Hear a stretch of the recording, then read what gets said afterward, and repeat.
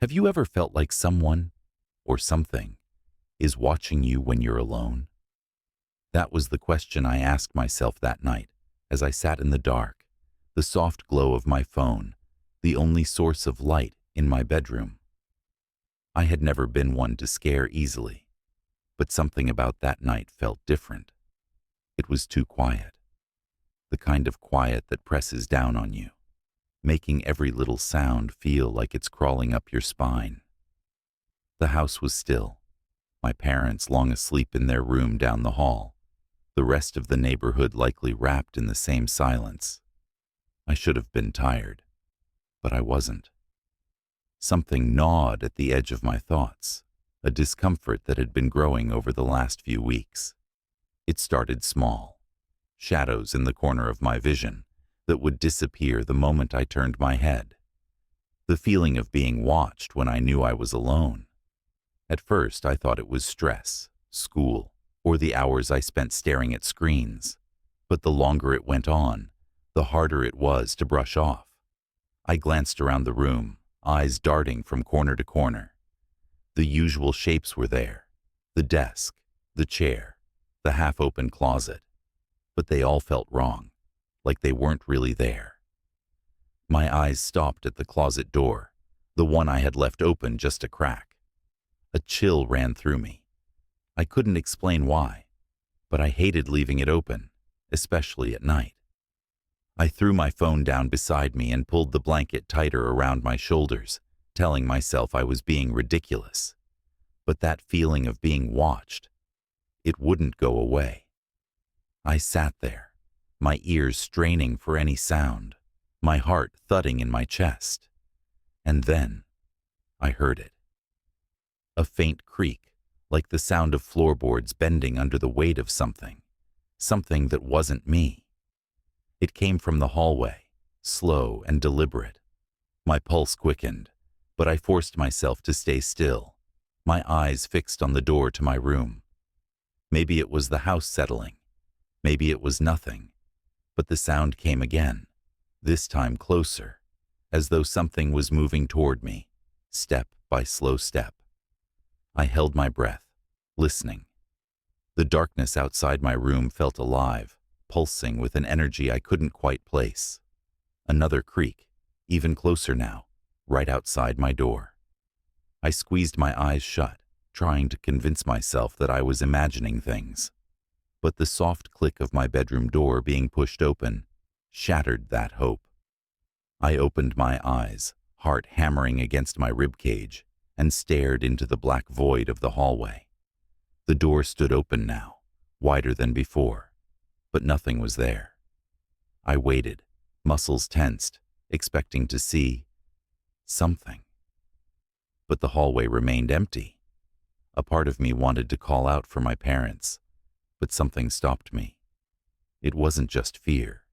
There was something else. An instinct, maybe, that told me whatever was in the hallway wasn't something I wanted to draw attention to. I swallowed hard, the taste of fear bitter in my mouth. The silence stretched on, thick and suffocating. But then, from somewhere deep within the shadows, I heard a whisper. "I see you." The voice was low, almost a hiss, and it sent a wave of cold terror through me. My skin prickled as the words seemed to slither through the room, sinking into my bones. I sat frozen, too afraid to move, too afraid to breathe. I could feel it now, the presence lurking just beyond the edge of my vision, hiding in the shadows, like it had always been there. Slowly, ever so slowly, the closet door creaked open just a little more, revealing the inky blackness inside. I stared at it, my heart pounding so loudly I was sure it could hear me. The closet had always been a place of discomfort, even as a kid, but tonight it felt like a gateway to something far worse. "I see you," the voice repeated, closer now, almost inside my head. I couldn't stop myself. My body moved on its own, dragging me backward until I was pressed against the headboard, my eyes locked on the closet door. The space beyond it seemed to stretch, to deepen, as though it were no longer a closet at all, but something else entirely. Something hungry. A shape moved in the darkness, too tall, too thin, with limbs that seemed to stretch impossibly long. Its eyes, if you could even call them that, gleamed faintly in the gloom, reflecting the soft light of my phone. They weren't human eyes, though. They were something else, something ancient and malevolent, watching me with a kind of hunger I couldn't understand. The figure stepped forward, slowly, deliberately, its movements unnaturally fluid. It didn't walk like a person. It glided, its long, spindly fingers twitching as it reached for me.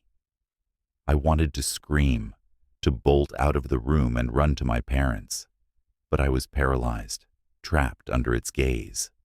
And then it smiled. The smile stretched across its face, wide and grotesque, full of too many teeth. Teeth that were sharp, jagged, like shards of broken glass. The sight of it sent a wave of nausea through me, but I couldn't look away. The creature took another step forward, and with it came the smell. A thick, rotting stench that filled the room, curling into my lungs and making me gag. "I've watched you for so long," it rasped, its voice like dry leaves scraping against stone. "You didn't see me, but I was always there." My mind raced, every instinct screaming at me to run, to do something, but my body wouldn't obey. I could only sit there, staring into the hollow eyes of the thing that had been watching me from the shadows. Its smile widened as it stepped closer still, until it was right beside my bed. I could feel the cold radiating off its skin, like a wave of ice washing over me. It reached out, one long bony finger tracing the edge of the blanket that covered me.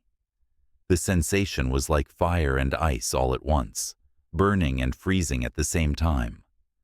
I flinched, but still, I couldn't move, couldn't scream. The creature leaned in, its breath hot and rancid on my skin. "You can't hide from me," it whispered, its voice now a low growl. "I'm always here. I always have been.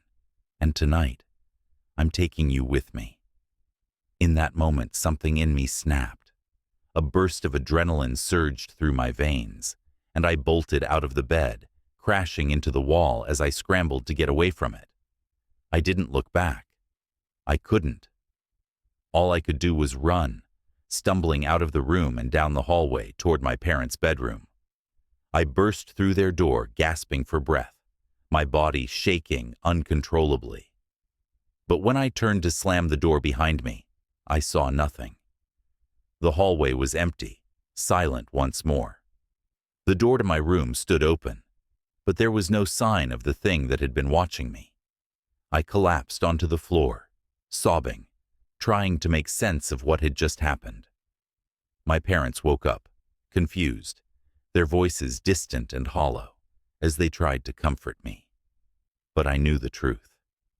It was still there, somewhere, lurking just out of sight, waiting for the right moment to strike again. Because it wasn't finished. Not yet.